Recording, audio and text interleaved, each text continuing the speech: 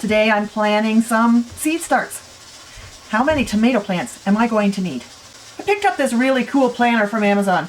It was created by Rachel at that 1870s Homestead. I really like that this book has, it's a 5-year garden planner, and it has a section for your preservation plans. I filled that out knowing that I need more tomato sauce than I had last year, more salsa than I had last year, and more stewed tomatoes than I had last year, because I've run out of my salsa and I've run out of my stewed tomatoes. The sauce, I probably have 6 jars left, but I still have a lot of months before we get to the other end of this growing season. So I decided I need to have 30 tomato sauce, 30 stewed tomato, and 30 salsa. So that means 90 jars. And I'm using pints.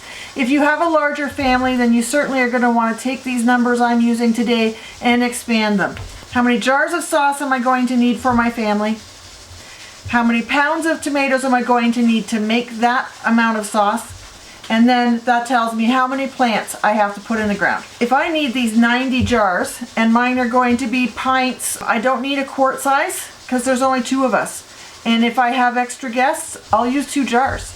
If I'm making a pot of chili, I'll use a pint of sauce, a pint of tomatoes. If I'm doing anything with salsa, I only need a half pint or a pint, but a pint jar is a half pint remaining can go in the fridge. So I'm making 90 pints, give or take, for what I need. All of the numbers I was able to find on a quick Google search, I was getting so many different numbers, anywhere from 30 to 40 pounds for, is that 7 jars or is that 8 jars? Is that 9 jars or is that 5 quarts or 9 pints? It was all over the place. So I kind of consolidated some numbers, I brought in some averaging, and then I will give myself a little bit of buffer. I would rather have more than necessary rather than short. If I need 90 jars and 30 pounds of tomatoes makes 9 pints, now I'm going to multiply that 9 pints by 10. So that would also mean I have to take that 30 pounds and multiply that by 10. So I need 300 pounds of tomatoes, give or take. I'm going to grow 400, just to be sure. Because, you know, sometimes at the end of the season, you have green tomatoes, or you have blight, or you have some plants don't do as well as others. I'm going to allow for that cushion to give me an extra 100 pounds of tomatoes. Now, how many plants does that mean? I found out that the plants average between 10 and 30 pounds per plant. So let's draw a middle ground on that at 20 pounds. If I can get 20 pounds per plant and I need 400 pounds, that means I need 20 plants. 20 times 20 is 400. But what if I only get 10 pounds per plant? What if we have a dry year and I just don't get the quantity I need? Well, let's go 410 pounds per plant. That means I need 40 plants. This is my 3rd summer planting on this property. My first 2 years, I grew 45 the first year, 45 tomato plants the first year, and 50 tomato plants the second year. So I think I need to stick with those numbers. I'm going to grow 40 plants again this year. Now that's just my saucing tomatoes. That is all of my Romas and San Marzano and Amish paste tomatoes, any of those type of tomatoes. Tomatoes are tomatoes. When I've got beefsteaks or cherry tomatoes to go in, that, you know, they're going to go bad or they need to be used, I throw them in the sauce too.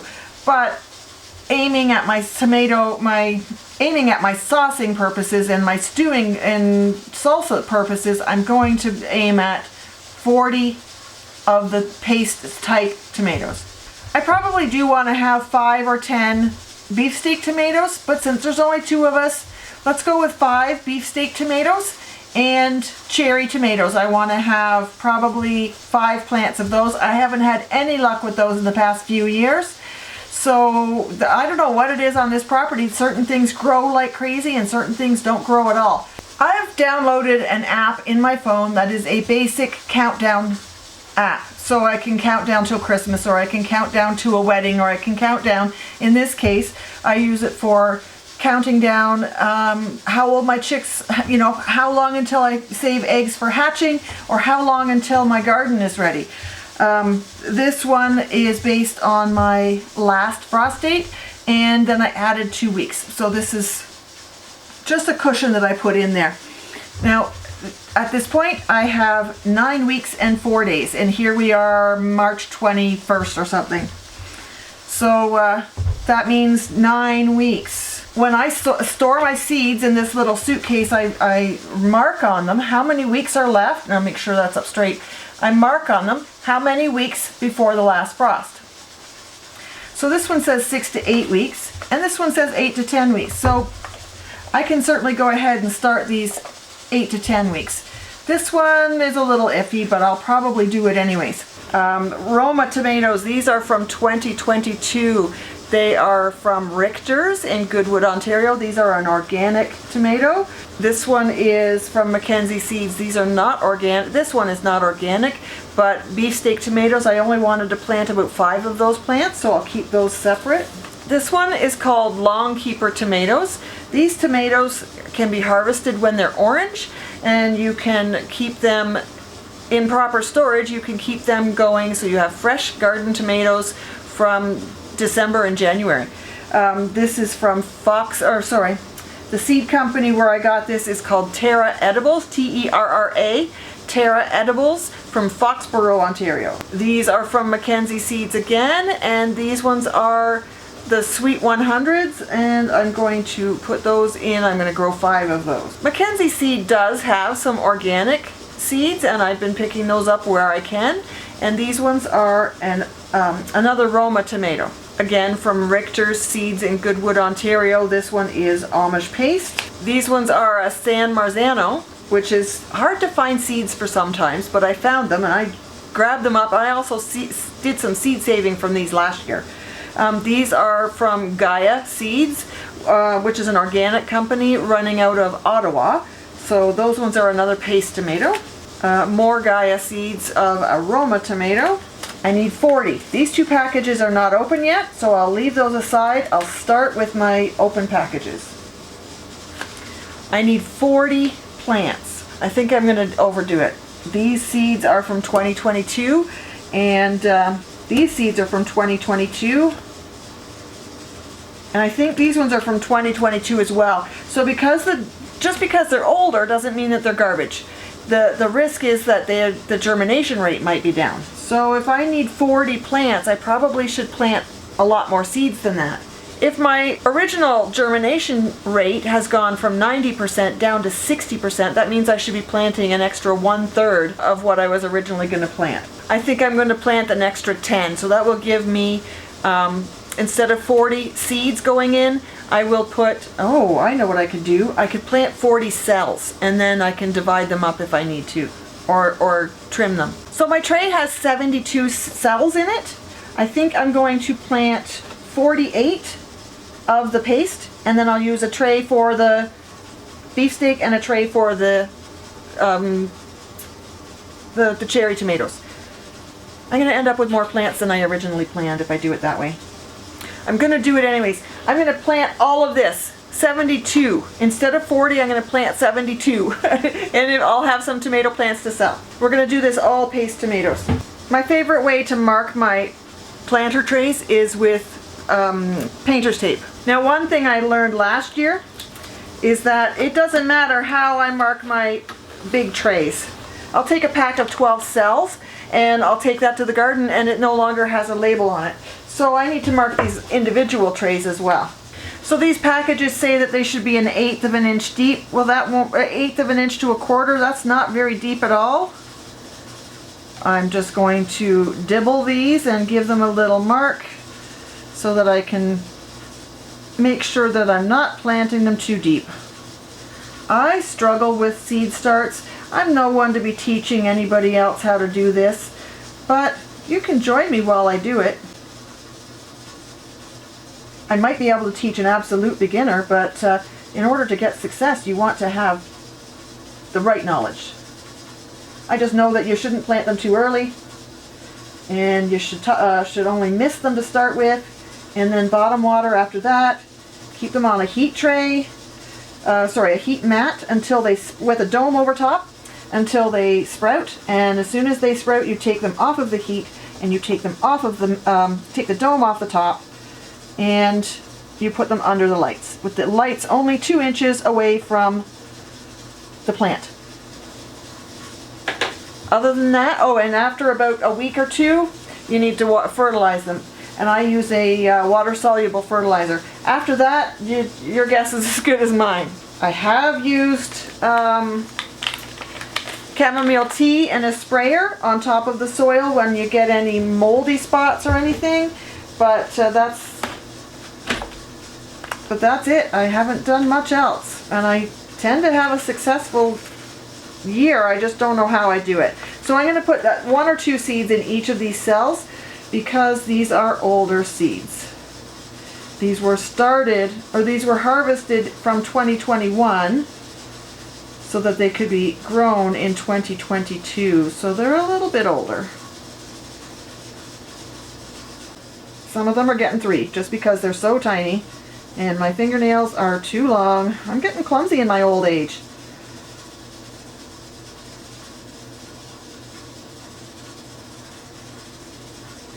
I'm not as refined as I used to be. And some of my siblings would say, "What are you talking about, your old age? Come on, you're not very old." Yeah, they forget that I'm 56 now. And it's just astonishing that how much I feel like I've aged in just the past 2 years, year and a half. Now, of course, obesity doesn't help that.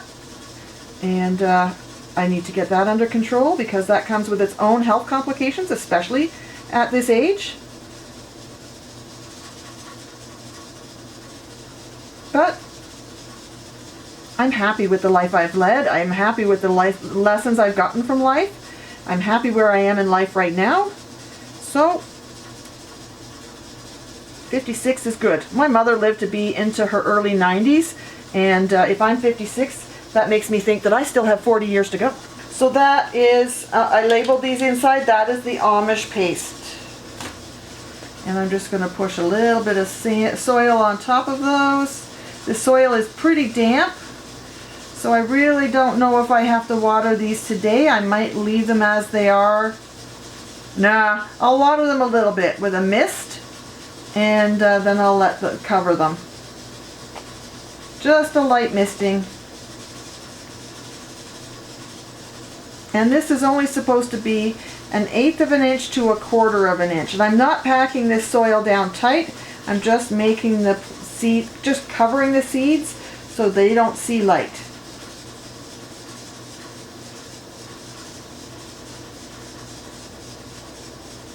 There we go. That's the Amish. Now let's go to Roma. This package has been chewed by a mouse. Over the winter of 22 into 23, mice got into my seed storage. These are Roma, and that's where I'm supposed to be putting my Roma. And there are a lot of seeds in here. And they're dark. I'm going to plant extras of these. I'm going to really over germinate these. Oh, if they don't germinate, then I've got something. And if they do germinate, I can sacrifice a few because these seeds are old. Okay, and again, I'm just going to lightly cover those. I can see with the number of seeds I've put in here, I'm probably going to have to sacrifice a lot. And when it comes time to thin these, I won't pull them out of the ground. I will snip them off and sacrifice them. The nutrients that are in the roots will go back into the soil. The house we're living in doesn't have a basement. It's only got a crawl space. And I don't have plumbing. I don't have my water hooked up outside, so I'm not doing this out in the shed. I'm doing this in my dining room. Hunching over the laundry tub is a little too awkward. I'm not going to do that. I don't know if I have enough to do all of the San Marzano I planned. I might end up doing something else with one of those. Oh, I have my own seeds though. I can do that. Let's try that. I'll do 1 cell pack of, and I'll label the package, or label the tray.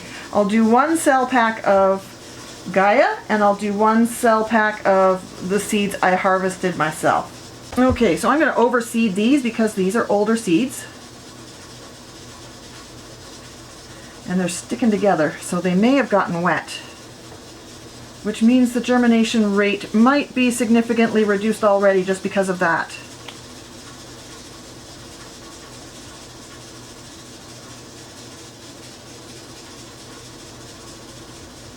Okay, and these ones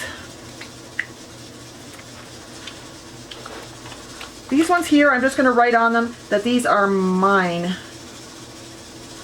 I'm interested to find out if my seed saving techniques were effective. Okay, let's see how this goes. And I'm going to overseed these as well just because of my own risk. Let's see how my skills are developing. This is the first year I've ever seed saved, so I'm excited to see how this plays out. Now these tomatoes I grew up in a garden that was about 500 feet away from the other gardens, the other tomatoes, so hopefully they didn't cross-pollinate with that much distance between them. I need a few more seeds. They're so small they're getting stuck under my fingernails. Here I have my seed starting set up. I just have it set in front of a window, but I do use supplemental lighting as well. Here on the bottom rack I have some seeds I started about a week ago, and they're on heat mats, and they have the domes on them. Here on the second shelf from the bottom I have some seeds that have started to sprout, and I've taken the domes off the top of them. The heat mats are still there, but they are shut off. The next shelf up is the same. I have removed the heat mats completely from there. They're not even in the space. And I've installed the lights. I keep the lights on about 14 hours a day, and I have them on a power bar so I can just switch the power bar on or off. I do have timers, so I can plug my power bar into a timer into the outlet, and it will operate according to the app that's in my phone. The brand is Globe. I'll put a link in the description below. Here on the right I have a tray that's got about 1/2 inch of seed starting mix, and I loaded it full of cat grass or pet grass, which is actually oats. And I just let that grow, and there's more down here on this other shelf. I let that grow and I cut off the tops and I feed that to my chickens, especially when it's doing what it's doing outside today. Do you see that stuff out there? Can you see that? We've been like springtime here, and now we got snow. Thanks for hanging out with me today, guys, and starting our tomato seeds. It's that time of year. I'll see you next time.